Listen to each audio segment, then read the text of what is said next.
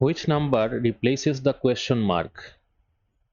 এখানে তিনটা ডায়াগ্রাম দেওয়া আছে।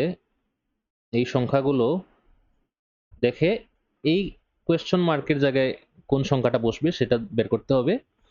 এখানে সংখ্যাগুলোর মধ্যে একটা প্যাটার্ন আছে, তো এগুলো একটু চিন্তা করে প্যাটার্নটা ধরতে হবে।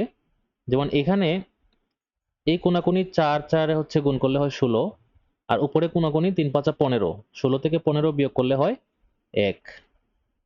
এখানে 6 8 48, এই কোনাকুনি 6 7 42, 48 থেকে 42 বিয়োগ করলে হয় 6। এখানে তাহলে এইখানে কোনাকুনি 5 8 40, 5 8 40 হয়,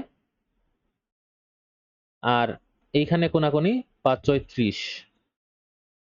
তাহলে এই প্রথম দুইটা ডায়াগ্রামের প্যাটার্ন অনুযায়ী এখানে এই 40 থেকে 30 বিয়োগ করে যা হয় মানে 10, এখানে 10 হওয়ার কথা, এখানে 10 হবে।